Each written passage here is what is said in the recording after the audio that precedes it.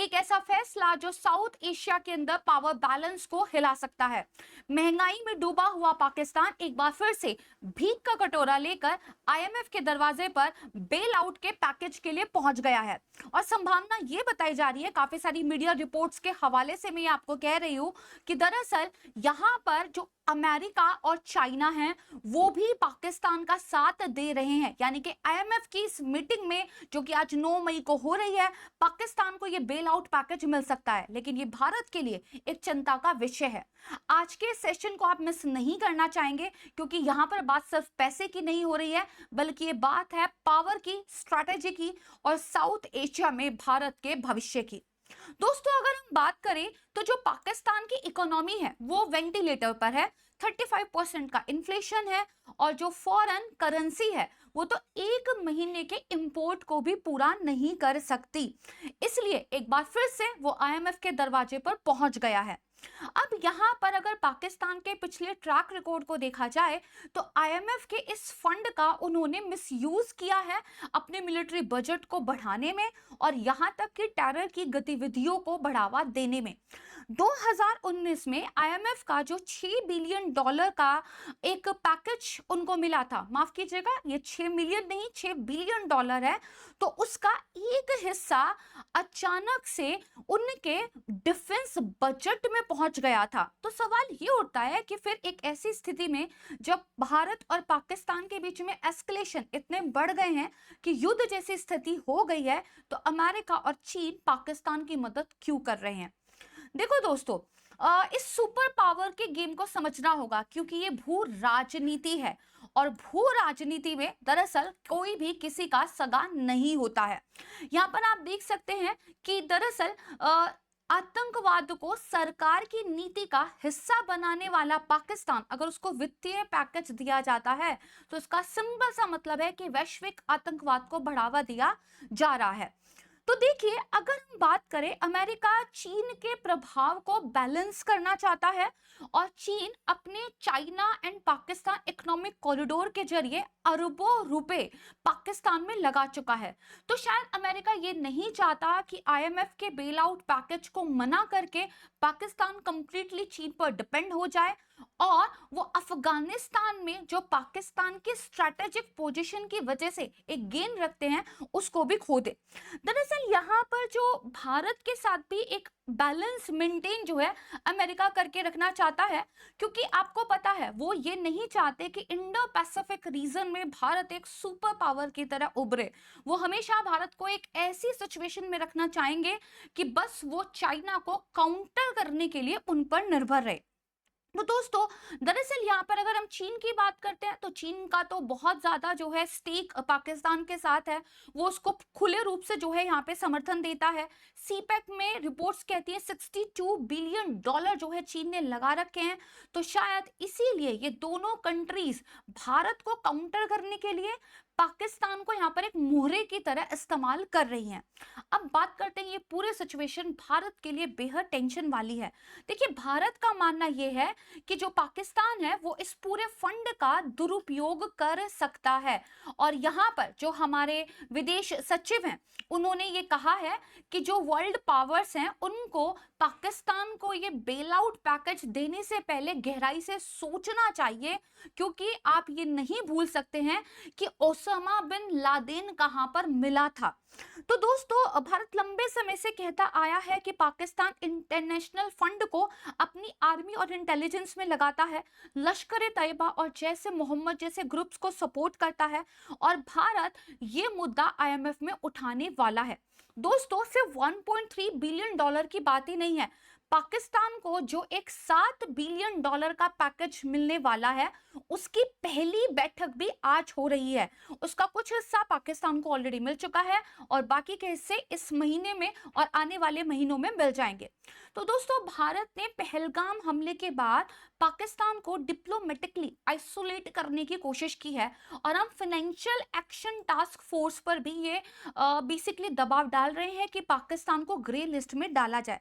Writers की एक report ये कहती है कि 9 मई 2025 को जो बोर्ड मीटिंग होगी, भारत उसमें बहुत पुरजोर से अपनी जो है चिंताएं सामने रखेगा और भारत ये कहेगा कि इस फंड का मिसयूज हो सकता है। टाइम्स नाउ ने लिखा है कि भारत ने पहले भी आईएमएफ में ऑब्जेक्शन उठाया था कि पाकिस्तानी इस फंड का इस्तेमाल मिलिट्री और टेरर ग्रुप्स को डाइवर्ट करते हैं।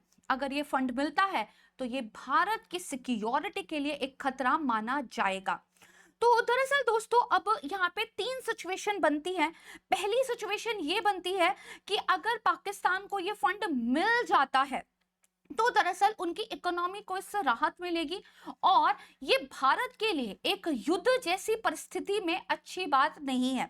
और दोस्तों अगर देखा जाए तो पाकिस्तान की तरफ से एक ट्वीट भी किया गया था कि दुश्मन की वजह से हमारे काफी हैवी लॉसेस हो गए हैं, तो हमें यहाँ पे लोन दिया जाना चाहिए। बाद में वो ट्वीट डिलीट कर दिया और उन्होंने कहा कि हमारा जो अकाउंट है वो हैक हो गया था एंड ये हमने ऑफिशियली नहीं कहा है।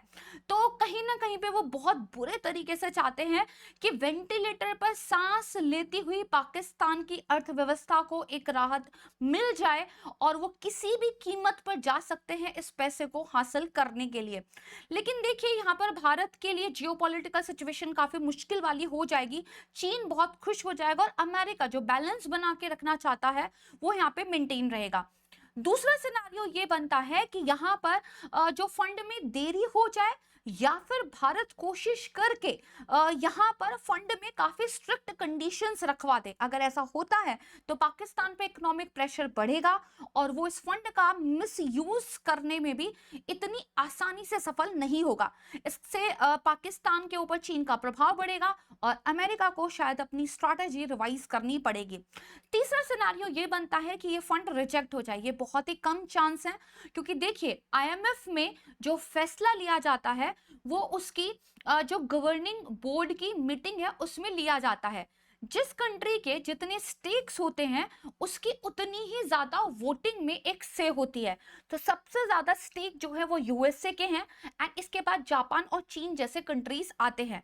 तो यहाँ पर जापान तो थोड़ा सा भारत की तरफ झुका हुआ हमें दिखाई देता है, लेकिन अमेरिका और चीन इन दोनों कंट्रीज पे भरोसा करना इतना आसान नहीं है। तो दरअसल सिनारियो 1 के सबसे ज्यादा चांस है क्योंकि आईएमएफ की एक हिस्ट्री रही है पाकिस्तान को लगातार बेल आउट देने की, और ये तब ज्यादा आसान हो जाता है जब अमेरिका और चीन जैसे शेयर होल्डर्स यहाँ पे सपोर्ट है। यानी कि ये सच है कि आईएमएफ दरअसल 1958 के बाद से 22 बार जो है बेल आउट दे चुका है पाकिस्तान को, लेकिन हर बार पाकिस्तान फिर से अपनी कटोरे को लेकर अपनी झोली को पसारते हुए वहां पे पहुंच जाता है। थोड़ा सा उनको रिलीफ मिलता है इस पैसे से, लेकिन फिर से क्राइसिस आ जाता है। इसकी असली प्रॉब्लम है करप्शन। इसकी असली प्रॉब्लम है अपने देश में टैक्स को नहीं वसूलना। लोग इनकम टैक्स देते ही नहीं है पाकिस्तान में, ओनली 2% का आंकड़ा दिखाई देता है। तो दरअसल आईएमएफ के रिफॉर्म्स की वजह से बहुत सारे जो पाकिस्तानी हैं वो पॉवर्टी लाइन के ऊपर भी आए थे, लेकिन हर बार वो सभी लोग वापस से पॉवर्टी लाइन के नीचे चले जाते हैं। तो ऐसा क्वेश्चन आता है कि एक बेल आउट पैकेज है पाकिस्तान के लिए या फिर एक फंदा है। अच्छा, रसिया का क्या सीन है? तो देखिए रूस यहाँ पे बहुत ही कूल प्ले कर रहा है। अभी तक उनका आईएमएफ को लेकर कोई भी स्टेटमेंट नहीं आया है, लेकिन हाँ दोनों ही पक्षों को शांति बनाए रखने के लिए उन्होंने कहा है। रशिया के लिए भी थोड़ी सी चैलेंजिंग सिचुएशन हो सकती है क्योंकि कहीं ना कहीं पर पिछले कुछ सालों में उनके चीन और पाकिस्तान के संबंध जो है काफी बेहतर हुए हैं। तो दरअसल यहाँ पर बात ये होती है कि देखिए जो आईएमएफ है वो पाकिस्तान को पैसा दे या ना दे, लेकिन भारत के लिए इस वक्त एक नेशनल सिक्योरिटी का मुद्दा बहुत बड़ा बन चुका है और किसी भी इंटरनेशनल प्लेटफॉर्म पर, चाहे वो वर्ल्ड बैंक हो, चाहे वो आईएमएफ हो, चाहे वो यूनाइटेड नेशन हो या फिर वो यूरोपियन यूनियन के कंट्रीज हो, भारत को अपनी डिप्लोमेसी को बहुत एक्टिव रखना पड़ेगा और हमें बहुत जल्द एविडेंस बेस्ड जो है अपनी रिपोर्ट एक तरीके से सबमिट करनी चाहिए इन सभी इंटरनेशनल प्लेयर्स को, जो ये साबित कर सके कि किस तरीके से पाकिस्तान जो है इन सारी टेरर एक्टिविटीज में इन्वॉल्व है। तो एक्चुअली ये पूरे साउथ एशिया का ड्रामा नहीं है, ये ग्लोबल पावर शिफ्ट का यहाँ पे एक पूरा खेल चल रहा है, क्योंकि जिसकी पकड़ एशिया पे होगी उसकी पकड़ जो है आने वाली दुनिया पे होगी। अगर पाकिस्तान, अमेरिका, चाइना की बेसिकली एक तरीके से दुश्मनी के चंगुल में आ जाता है, तो भारत के लिए ये एक सिल्वर लाइनिंग यहाँ पे होने वाला है, क्योंकि देखिए भारत की डिप्लोमेटिक और इकोनॉमिक ताकत इस टाइम पे काफी ज्यादा है, और भारत उसके दम पर आईएमएफ में अपनी आवाज तो यहाँ पे जरूर उठाएगा। और जो भी मूव यहाँ पे होने वाला है, ये आने वाले भारत के भविष्य को जरूर इम्पैक्ट करने वाला है।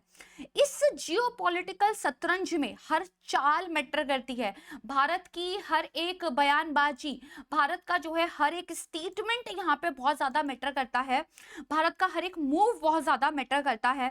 एंड यहाँ पर इसलिए हमें बहुत तेजी से एक्शन लेना होगा। अब जब आपको ये पूरा सच पता चल गया है, इस वीडियो से आपकी आंखें खुल गई होंगी कि जियोपॉलिटिक्स में कोई भी अपना सगा नहीं होता, तो इस नॉलेज को आप अपने बाकी के देशवासियों के साथ जरूर जो है शेयर कीजिएगा। और अगर आप यूपीएससी प्रीलिम्स की तैयारी कर रहे हैं तो आईएमएफ के बारे में पढ़ना आपके लिए काफी इंपॉर्टेंट हो जाता है। ध्यान रखिएगा, सतर्क रहिएगा और गर्व से कहिए जय Hind. Thank you so much everyone.